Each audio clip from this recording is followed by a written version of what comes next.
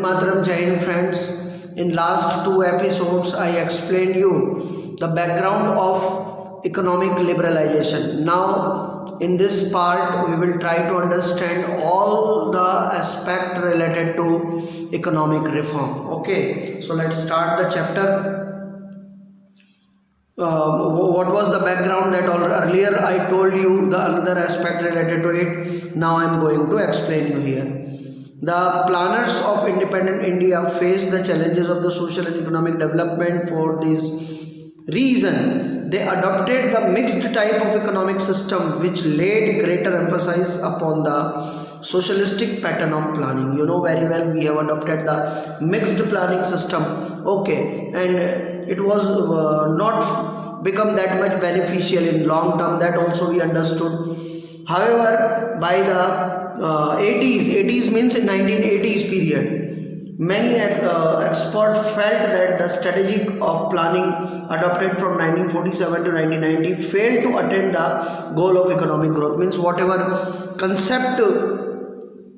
good concept we adopted the planning system, that was not fruitful for India. So now it is a time to change it. So many economic experts started to think like that way in the 80s decade. Sorry. And development failed to attain the growth and development as they proposed several state imposed regulations of economic activity. Besides, in the early 90s, the International Monetary Organization, guided by the developed nation of the world, imposed preconditions of prevailing further monetary assistance to India, that India must reform its economic policy. Means the international organization like World Bank and IMF, they also suggested India, if India want to overcome from its financial crisis, then they have to adopt the new things. As earlier I told you what kind of financial crisis we faced. Okay, हमको हमारा gold वगैरह सब world bank में गिरवी रखना पड़ा था, तो उन्होंने हमको हमारे जो लीडर्स थे उनको सजेस्ट किया कि भाई आपको इस सिचुएशन को अगर बदलना है तो आपको आपके कंट्री में कुछ आर्थिक सुधार करने पड़ेंगे, इकोनॉमिक रिफॉर्म लाना पड़ेगा. There was a several balance of trade and India had to borrow the foreign exchange from international institutions. Balanced of trade of an accounting statement showing the country expenditure of import and income from export. अब आप लोगों को जब last chapter आएगा तब वहाँ पे बताऊँगा मैं what is the balance of trade, लेकिन यहाँ पे शॉर्टली इतना एक्सप्लेन करके दे देता हूँ कि किसी भी कंट्री का बच्चों एक्सपोर्ट और इम्पोर्ट दोनों बराबर होने चाहिए. अगर आप 2 रुपये का इम्पोर्ट कर रहे हो तो 2 रुपये का ही आपका एक्सपोर्ट होना चाहिए, दोनों बराबर होने चाहिए. या दूसरी कंडीशन ये है कि भाई आपका एक्सपोर्ट ज़्यादा हो इम्पोर्ट कम हो, लेकिन हमारे कंट्री में उल्टा हो रहा था. हम लोग इम्पोर्ट बहुत ज़्यादा कर रहे थे और उसके कंपेयर में हमारा एक्सपोर्ट बिल्कुल भी नहीं था, जिसकी वजह से हमें घाटा हो रहा था. हमारा जो फॉरेन एक्सचेंज था वो इंडिया से निकल कर बाहर जा रहा था और वो हमको बहुत बड़ी प्रॉब्लम क्रिएट करके दे रहा था. So in 1991, India reformed her economic policies, for which necessary institutional and regulatory chances were also brought about. So which were that? So objective of the economic policy reform since 1991. अब इस policy को reform करने के पीछे reason क्या था? Reason ये था कि इंडियन इकोनॉमी को strong banana.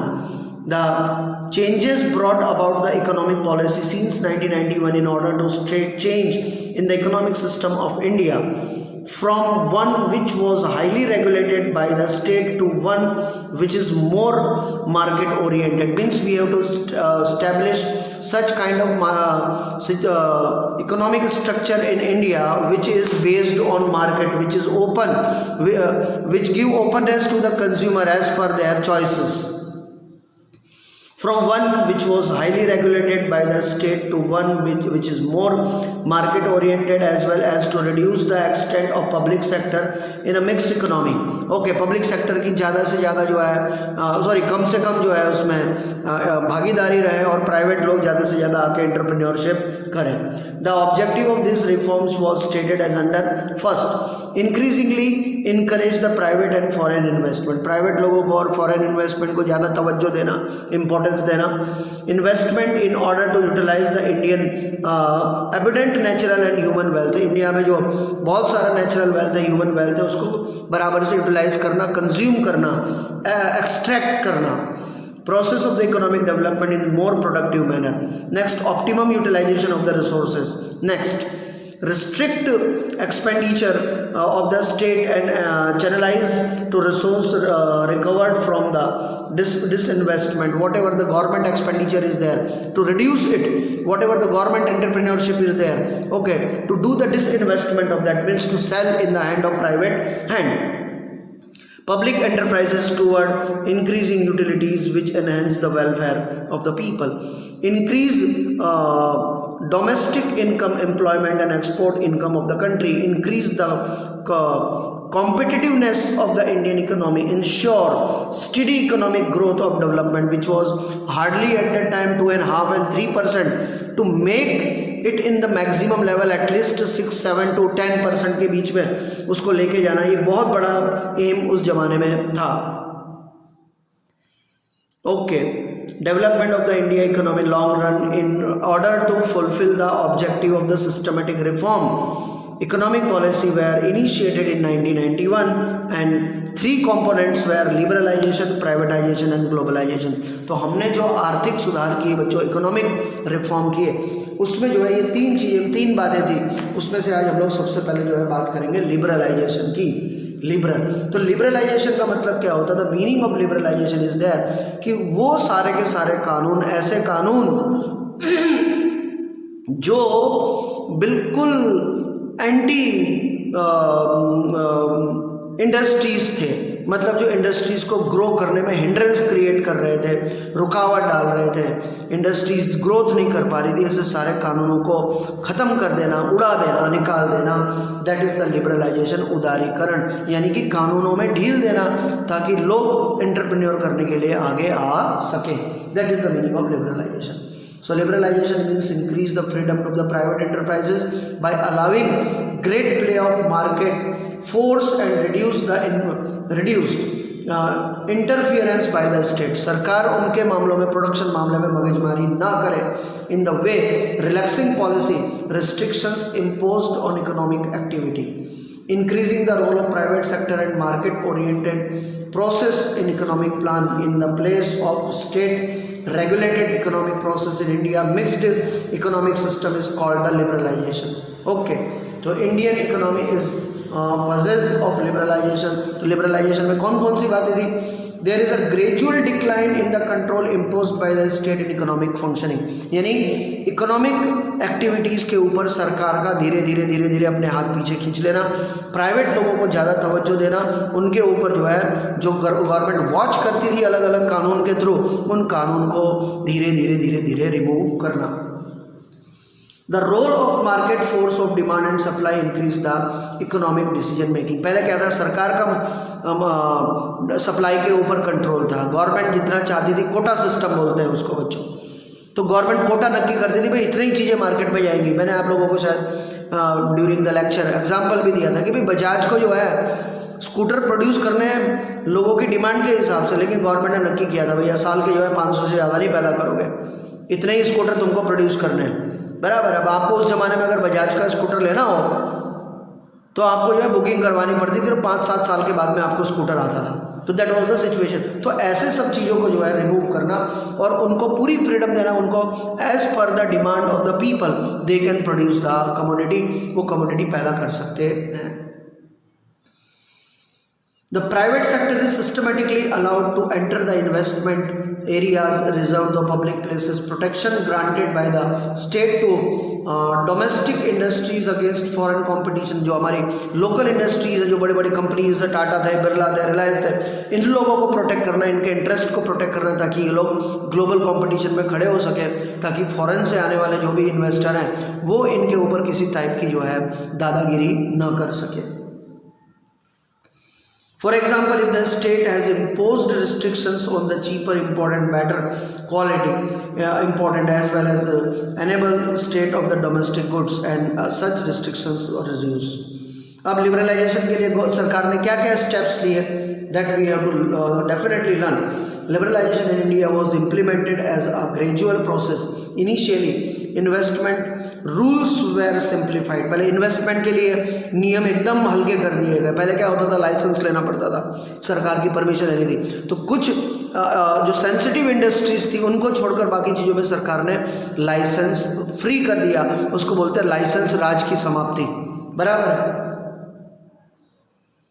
Domestic producers and investors to subsequently for the foreign investment. Likewise, initially the consumer goods sector was opened for the investment by the foreign companies. बहुत सारी foreign companies को invite किया गया. बराबर है. धीरे धीरे अलग अलग जगह में उनके लिए जगह रखी गई, जैसे कि इंश्योरेंस वगैरह में, एविएशंस में. बराबर है. अलग अलग foreign companies आई और उन्होंने अपने इन्वेस्टमेंट शुरू किए.